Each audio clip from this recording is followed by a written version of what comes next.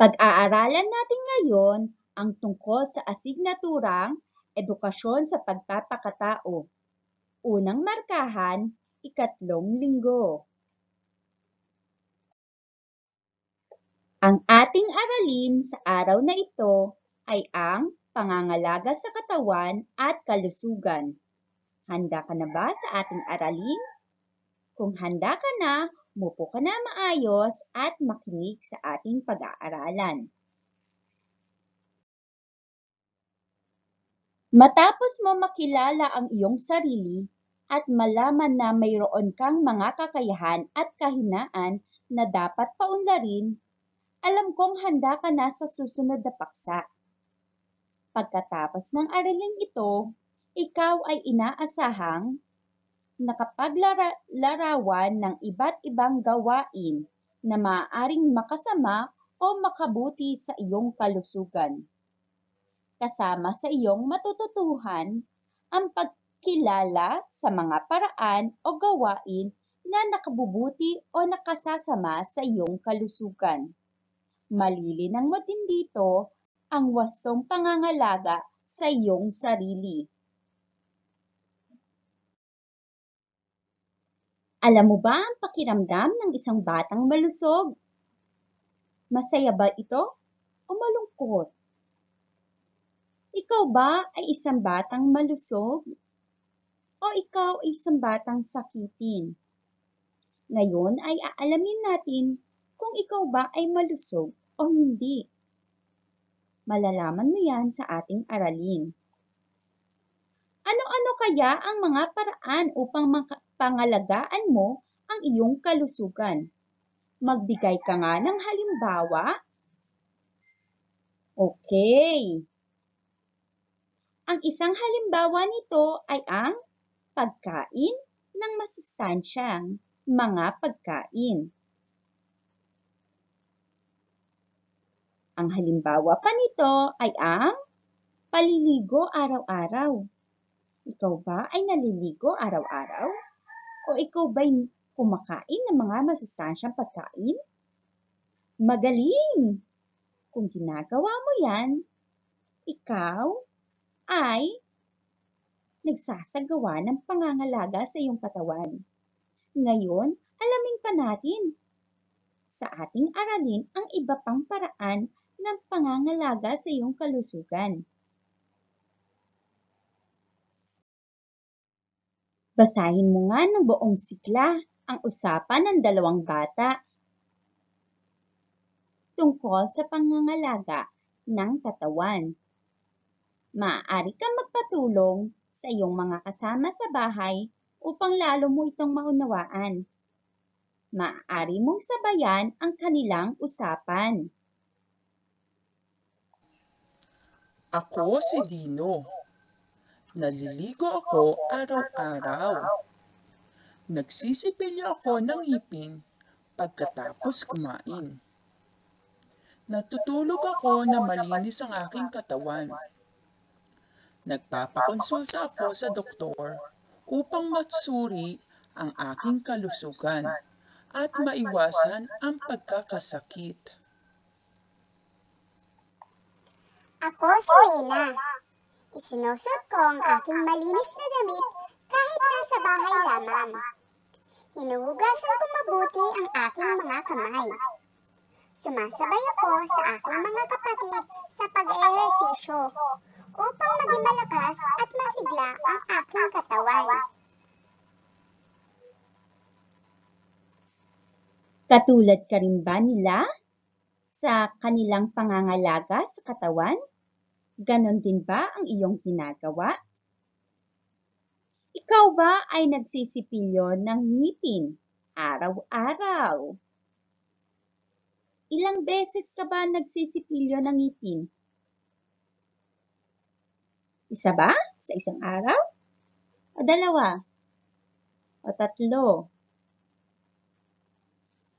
Dapat tayo ay nagsisipilyo ng ngipin 3 beses sa isang araw.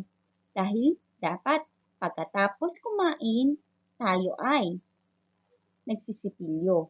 Maaaring higit pa.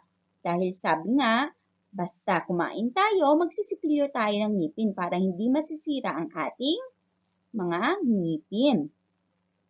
Natutulog ka ba na malinis ang iyong katawan? Naghuhugas ka ba muna o naliligo bago matulog? O hinahayaan mo na marumi ang iyong katawan? Maganda na tayo bago matulog ay malinis ang ating katawan at malinis din ang ating kasuotan. Kayo ba ay nagpapakonsulta sa doktor para malaman nyo na malusog ba kayo o may sakit? Okay, very good. Pero sa panahon ngayon, hindi natin maisasagawa yan palagi or madalas kasi meron tayong pandemya. Maaari lamang tayo makipag-ugnayan sa ating mga doktor sa pamamagitan ng pagtawag. Kasi minsan hindi tayo hinahayaan pumunta sa mga ospital, lalo na sa inyong edad. Bawal pa kayong lumabas. Kayo ba ay nagsusuot ng malinis na damit kahit nasa bahay lamang? O inuulit mo ba ang damit na iyong naisuot na? Hindi maganda yan. Dapat malinis ang damit na ating isinusuot para mabango at malinis ka pa rin pagkatapos mong maligo. Hinuhugasan mo ba palagi ang iyong kamay? Di ba sabi ngayong may COVID-19, dapat palaging maghugas ng ating kamay dahil sa paraang ito, maiiwasan natin na magkaroon ng COVID-19. Kayo ba ay nag-eehersisyo araw-araw? Mainam na tayo ay nag-eehersisyo ng araw-araw. Ang simpleng paglalakad o pagtaas at pagbaba sa hagdan ay halimbawa na ng pag-eehersisyo. Maganda sa ating katawan kapag tayo ay nag-eehersisyo. Ganon din sa ating pag-iisip dahil makakapag-focus tayo kapag tayo ay nag-ehersisyo. At dadaloy ang dugo sa ating katawan. Ipagpatuloy nyo ang inyong isinasagawang pangangalaga sa inyong katawan. Para sa ating gawain sa pagkatuto bilang isa, iguhit ang 3 maliliit na kahon sa iyong kwaderno. Kulayan ng pula kung ayon ito sa napag-usapan ni Dino at Lena. Unang bilang, nagsisipilyo si Dino pagkatapos kumain. Yan ba ay kukulayan mo ng pula ang kahon o hindi? 1, 2, 3. Okay. Ikalawang bilang. Malinis ang suot ni Lena sa loob ng bahay. Yan ba ay kukulayan mo ng pula o hindi? 1, 2, 3. Pangatlo, nag-eehersisyo si Dino kasama ang mga kaibigan. Yan ba ay kukulayan mo ng pula o hindi? 1, 2, 3. Ngayon, tingnan naman natin ang inyong mga sagot kung tama ba o mali. Okay, unang bilang. Nagsisipilyo si Dino pagkatapos kumain. Ang tamang sagot ay may kulay pula. Ganon din ba ang iyong sagot? Okay, very good. Kung hindi naman, okay. Tingnan natin sa susunod na bilang kung tatama ka. Pangalawang bilang. Malinis ang suot ni Lena sa loob ng bahay. Yan ba ay may kulay pula o wala? Ang tamang sagot yan ay may kulay pula. Tama ka rin ba? Very good. Kung tama ka. Kung mali naman, okay lang yan. Okay. Pangatlong bilang. Nag-e-ehersisyo si Dino kasama ang mga kaibigan. Yan ba ay may kulay pula o wala? Ang tamang sagot ay walang kulay pula. Tama ka rin ba o hindi? Okay, very good. Mahalaga ang pangangalaga sa iyong sarili. Magagawa mo ito sa pamamagitan ng paglilinis ng katawan, tulad ng pagsisipilyo, paggugupit ng kuko, pagsusuklay, at paliligo. Sumunod ay ang pagkain ng wasto at may tamang nutrisyon. Pag-eehersisyo, katulad ng mga nasa larawan, at pagsuot ng malinis na damit. Ganito rin ba ang iyong mga ginagawa na pangangalaga sa iyong sarili? Very good! Kailangan mo naman iwasan ang mga diwastong gawain na maaaring makasira sa iyong kalusugan. Halimbawa nito ay hindi paliligo araw-araw o yung ang batang ayaw maligo. Ikaw ba naliligo ka araw-araw? O takot ka sa tubig? Maganda na tayo naliligo araw-araw para mabango at malinis ang ating katawan. Dapat din nating iwasan ang pagkain ng junk food o yung mga hindi masusustansyang pagkain sapagkat ito ay hindi nakabubuti sa ating kalusugan. Iwasan din natin ang hindi pagkain sa tamang oras o pagliban sa pagkain dahil baka tayo magkaroon ng sakit na ulcer kasi nalilipasan ng gutom. Iwasan din natin na hindi magpapalit ng damit na nagiging dahilan kung bakit nagiging marumi ang ating damit. Pagka-ligo, dapat ang ating isusuot ay malinis na damit. At ang huli ay ang sobrang paggamit ng cellphone o gadgets. Yan ay dapat nating iwasan. Ginagawa niyo ba yung mga gawain na yan? Naku, dapat niyong iwasan. Hindi yan maganda sa ating kalusugan, lalong-lalo na yung nahuli na larawan, yung sobrang paggamit ng cellphone o ng gadgets. Masama yan sa mata. Okay? Kasi lalong-lalo na kayo, mga bata pa kayo. Dapat pangalagaan nyo ang inyong kalusugan. Ganon din yung inyong mata. Para sa ating gawain sa pagkatuto bilang 2, basahin ang mga sitwasyong nakasulat sa ibaba. Isulat sa iyong kwaderno ang iyong gagawin. Dagdagan ng paliwanag kung bakit mo ito gagawin. Ito ay isusulat nyo sa notebook ang inyong sagot ha. May paliwanag yan. Okay, unang bilang. Naghain ang nanay mo ng pritong isda, ginataang kalabasa at soft drinks. Alin-alin ang pipiliin mo?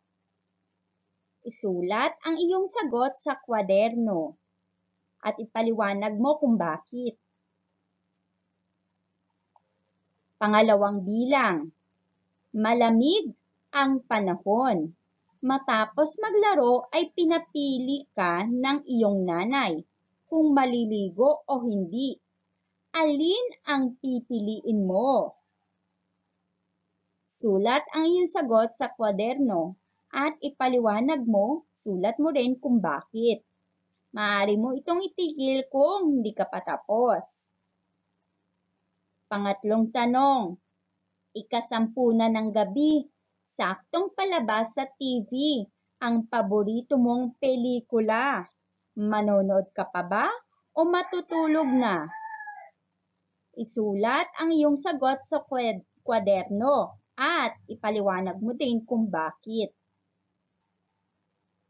Maaari kang magpatulong sa iyong magulang sa pagsagot ng ating gawain.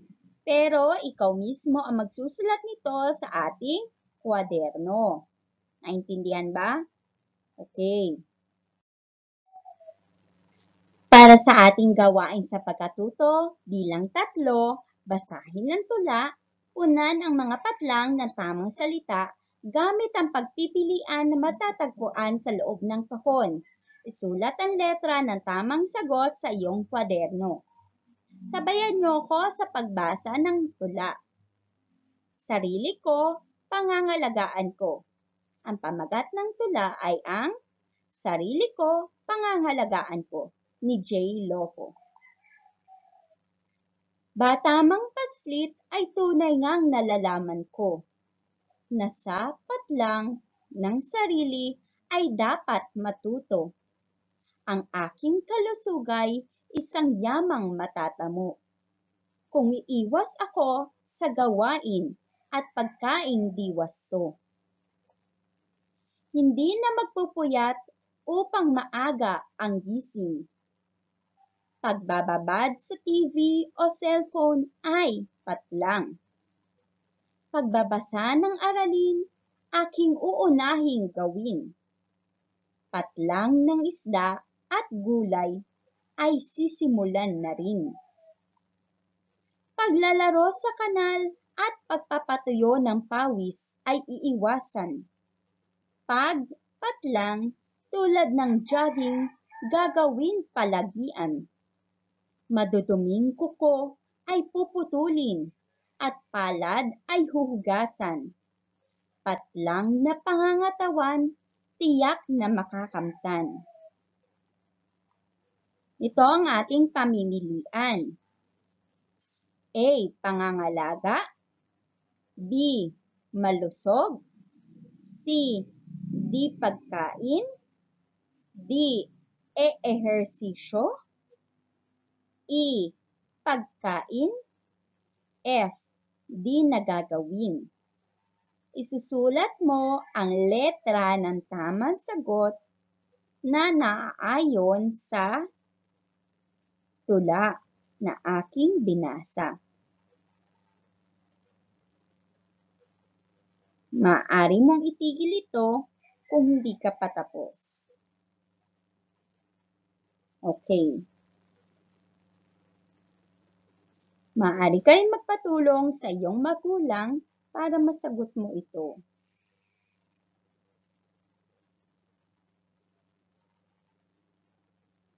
Okay, tingnan nga natin kung tama ang iyong sagot. Batamang paslit ay tunay ngang nalalaman ko na sa patlang, ano kaya yung patlang na yon? Tingnan nga natin kung tama ang sagot mo. Ang tamang sagot ay A. Pangangalaga. Na sa pangangalaga ng sarili ay dapat matuto. Sumunod, hindi na magpupuyat upang maaga ang gising. Pagbababad sa TV o cellphone ay patlang. Ano kaya yon? Ano ang iyong sagot? O tingnan nga natin kung tama ang sagot. Ito ay letrang F. Di nagagawin. Pagbababad sa TV o cellphone ay di nagagawin. Letrang F. Pagbabasa ng aralin, aking uunahing gawin. Patlang ng isda at gulay ay sisimulan na rin. Ano kaya yon? Ang tamang sagot? Ang sagot mo? Letrang E. Pagkain ng isda at gulay ay sisimulan na rin. Paglalaro sa kanal at pagpapatuyo ng pawis ay iiwasan. Patlang, tulad ng jogging, gagawin palagian. Ano yung nasa patlang? Ang tamang sagot ay letrang D. Pag-ehersisyo. Tama ka rin ba? Very good. Maduduming kuko ay puputulin at palad ay huhugasan. Patlang na pangangatawan, tiyak na makakamtan. Ano ang iyong sagot? Yan ay letrang D. Malusog na pangangatawan, tiyak na makakamtan. Okay, nakalimang tamang sagot ka ba? Very good. Dahil dyan, bibigyan kita na ang galing-galing clap. Okay, ganito yan. 1, 2, 3. 1, 2, 3. Ang galing-galing. Okay.